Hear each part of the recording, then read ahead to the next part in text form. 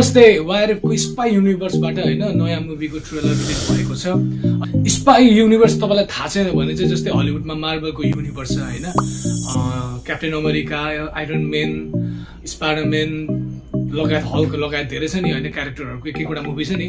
यो पनि इन्डियाको स्पाई युनिभर्सको पनि एउटा मुभी हो क्या। जस्तै अरु पनि छ मुभीहरु, टाइगर जिन्दा है, पठान, वार 2 लगायत त्यस्तै मुभीहरु छ नि। त्यसरी नै यो पनि एउटा मुभी हो क्या। अब सायद अब मार्भलको जस्तै पछि गएर चाहिँ यसलाई पनि मर्ज गरेर एउटा फेरि अर्को एउटा बबल मुभी बन्छ भन्ने पनि आश छ। यो अल्फा मुभीको ट्रेलर हेर्दाखेरि चाहिँ स्टार कास्ट चाहिँ अलिकति मलाई बबालै लाग्यो हैन। बबी देओल, अनिल कपुर, आलिया भट्ट, एनिस सरबरी लगायत अरु पनि कलाकारहरु हुनुहुन्छ है। त्यो कहानी त्यस्तो मजाले बुझ्न सकेको छैन। अलिकति खाली धडकधुडुक एक्सनहरु मात्रै देखाएको छ हैन। डायलगहरु पनि एक दुईवटा मात्रै छ हल्का फुल्का। एक्सन चाहिँ मलाई अलिकति खतरनाकै लागिरहेछ। अब आलिया भट्टको पनि यसमा अलिकति मेहनत देखिन्छ है। एक्सन गर्दाखेरि त्यस्तो धेरै सुट नगरे पनि जस्ट नट ब्याडै देखेको छ, त्यस्तो जोत्तु पनि देखेको चाहिँ छैन। यसलाई नराम्रो ट्रेलर चाहिँ भन्नु हुँदैन।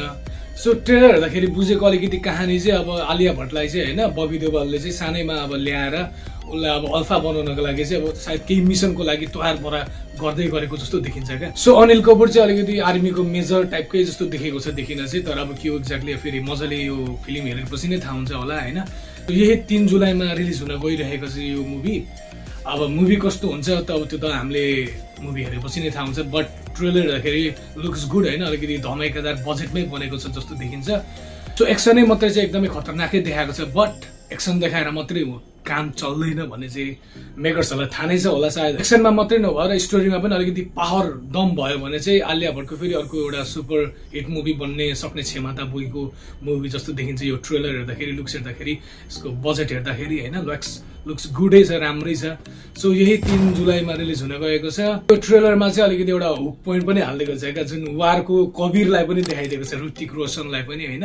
त्यसले पनि अलिकति मान्छेहरूलाई चाहिँ इन्गेज गराइरहेको छ यो ट्रेलरले। मलाई पनि अब भनेर भोका झलक्क, तर लुक्स गुड है। अब हेरौँ कसरी अब आलिया भट्टलाई चाहिँ ऋतिक रोशनले बचाउने रहेछ हैन। अब ट्रेलरमा देखाए अनुसार कसरी बचाउन छ त्यो हेर्न पनि एकदमै मजेदार हुनेवाला छ।